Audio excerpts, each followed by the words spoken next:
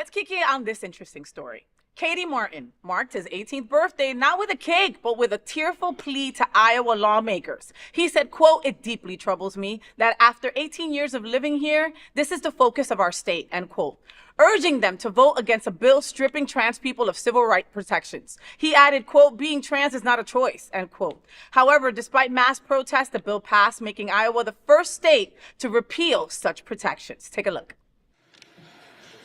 Good morning. My name is Kayde Martin, and today I speak not just for myself, but for many other transgender youths in Iowa. I was born on February 27, 2007. Today is my 18th birthday. I stand before you fighting for the same basic civil rights that every Iowan deserves by humanely asking you to vote against this bill.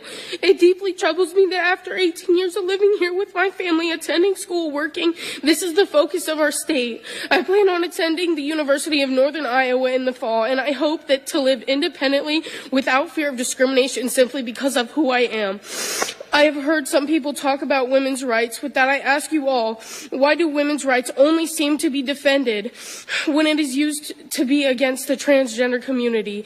That where's the same outcry when it comes to women's choices in their own bodily autonomy? I was raised with Christian beliefs. I believe that faith teaches us all to respect and love all people, regardless of identity as a whole. A good Christian knows that only the Lord is one to judge. Nobody knows the Heavenly Father's plan. I believe our experiences in life choose who we are as people. Is it not a sin to judge? As it is written in Romans 2, verse 1, "You therefore have no excuse. You who pass judgment onto someone else for whatever point you judge another, you are condemning yourself because you who pass judgment do the same things. It is those who do not love thy neighbor that receive judgment from the Lord, as all sins are equal and can be forgiven. I want to be able to be the person I was meant to be, and as the person that God knows me to be. Please don't take my rights away simply because you disagree with who I am. Being trans is not a choice. It is a reality that you come to when you learn to understand yourself and love yourself. And I hope for those who refuse to try to understand that we can agree to disagree like civil people instead of targeting each other from whatever background we may come from, and avoid becoming more divided as a state. Thank you for your time today." I'm gonna try not to cry. Wow. Trans teen spends 18th birthday fighting for rights at Iowa Capitol. What are we all talking about? I just want to hug him. Faye, it just brings tears to my eyes. I'm telling you, but it's very deeply troubling that a young 18-year-old person on their 18th birthday have to do this. But that's also the future.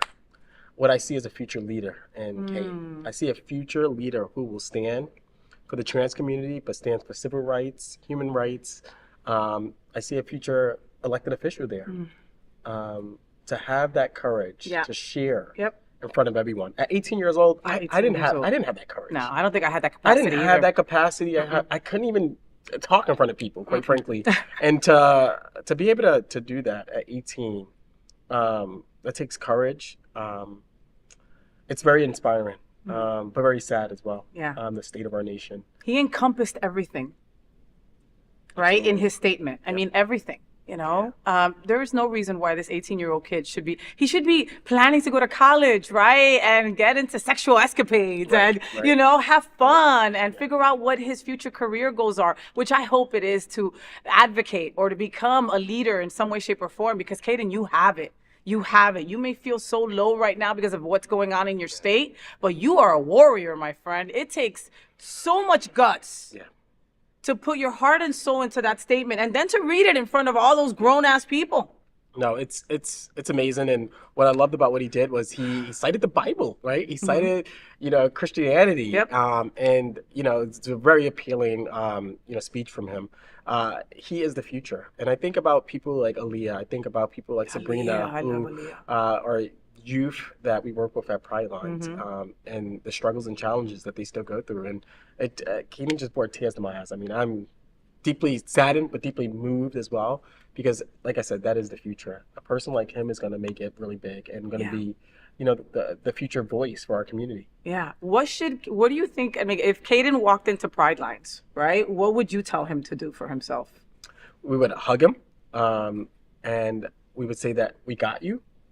You're free to be who you want to be, who you are, free of judgment. this is your safe space. And we would want him to just chill. Yeah.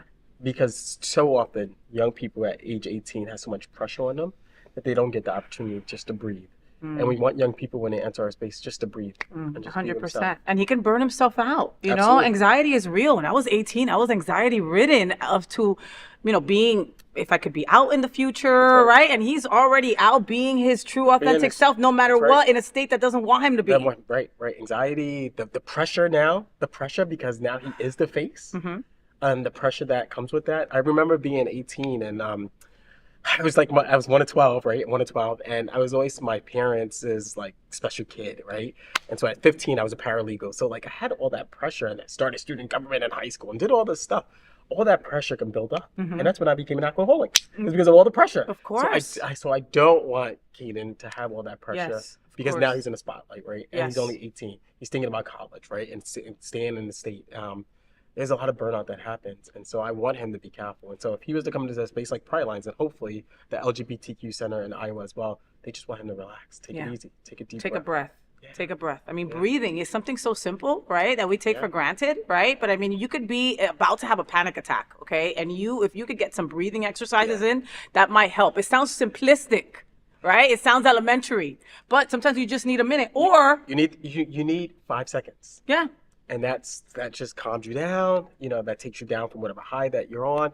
You just need 5 seconds to breathe. And we often don't breathe, right? We just keep going a mile a minute. And I don't want that to happen to Kayden. No. Or scream. That's right. Another thing. Sometimes I go into my car or break something or just yell. scream, and it doesn't matter. Doesn't matter. Get it out. You need that time to unwind. Yes.